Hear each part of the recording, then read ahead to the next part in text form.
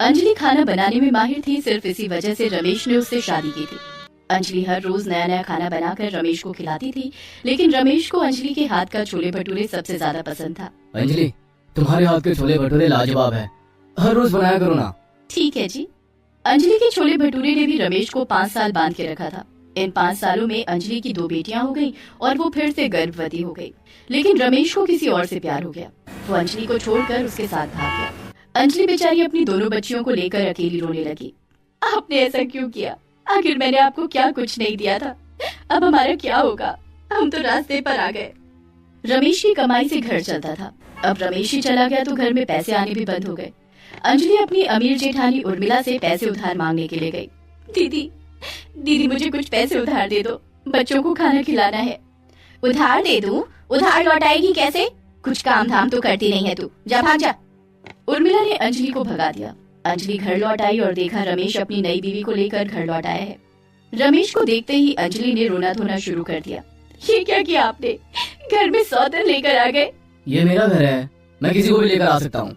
मैं पक गया हूँ तुमसे, जा भाग यहाँ से, अपनी बेटियों को लेकर भी जा। रमेश ने अंजलि को घर से निकाल दिया। अंजलि अपनी दोनों बेटी राधा और राखी को लेकर रास्ते पर आ गई। रात हो गई। सब लोग दुकान बंद करके अपने अपने घर जाने लगे। ठंड भी बढ़ने लगी। राधा और राखी को जोर की भूख लगी। माँ माँ बहुत जोर से भूख लगी है माँ। माँ मुझे आपके हाथ के छोले भटूरे खाने हैं। अंजलि बेबस थी। उसके पास एक फूटी कौड़ी नहीं थी। वो छोले भटूरे कहाँ से लाती? उसने कहा, बेटी छोले भटूरे क्या, जहर खाने के पैसे नहीं है मेरे पास। रात भर रुक जा बेटी, कल खाने का कुछ इंतजाम करती हूँ। लेकिन रात बिताना ही सबसे ज्यादा मुश्किल था। ठंड का मौसम आ गया था और रात को ठंड भी बढ़ने लगी थी। साथ में ओस भी गिरने लगी थी। अंजलि ने एक दुकान के सामने शेड के नीचे आश्रय लिया। लेकिन वो कहते हैं ना, जब मुसीबतें आती हैं तो सारी मुसीबतें एक साथ आती हैं। कुछ ही देर में एक पुलिस वाला वहाँ आ गया। भिखारीन, तो इस दुकान के सामने नहीं बैठ सकती। लेकिन क्यों साहब, अभी तो दुकान बंद है। मैं तुझ जैसी औरत को बहुत अच्छे से पहचानता हूँ। तुम लोग चोर हो, चोर। भागो यहाँ से, नहीं तो अंदर कर दूंगा। अंजलि डर गई और वहाँ से चली गई। उसने पूरी रात अपनी दोनों बच्चियों को लेकर आसमान के नीचे ही बिता दिया। सर पर ओस गिरने के कारण दोनों बच्चियों को अगले दिन बुखार हो गया। वो दोनों खांसने लगी। माँ, सीने में बहुत दर्द हो रहा है माँ।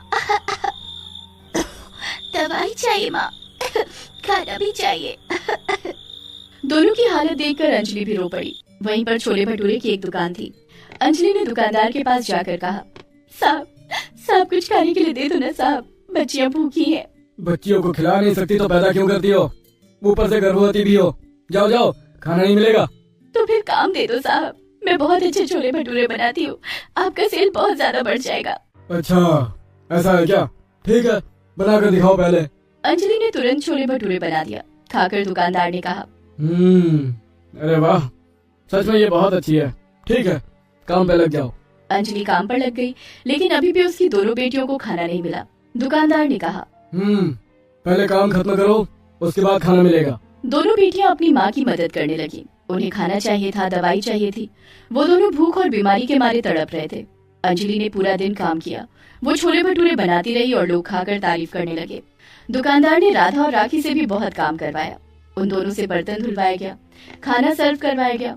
पूरे दिन के बाद राधा और राखी को छोले भटूरे खाने को मिले और दुकानदार ने अंजलि को पैसा दिया। ये लो रुपए, तुम्हारी आज की तनख्वाह। अंजलि ने जिंदगी में पहली बार पैसा कमाया था। खुशी से उसकी आंखों में आंसू आ गए। उसे नहीं पता था कि वो छोले भटूरे बेचकर पैसा भी कमा सकती है। उसने दुकानदार से दुकान में ही रहने की परमिशन ले ली और उसके बाद अपनी दोनों बेटियों के लिए दवाई खरीद कर लाई। दवाई खाने के बाद उसकी दोनों बेटियां ठीक हो गईं और वो तीनों दुकान पर ही रहने लगे। अगले दिन भी अंजलि छोले भटूरे बनाने लग गई। राधा और राखी दुकान के बाकी काम करती रही। दुकानदार को मजा आ गया। ये बढ़िया है गुरु। 3 लोगों से काम करवाओ और पैसा केवल एक को दो, वो भी केवल 100 रुपए। दुकानदार को मुनाफा बहुत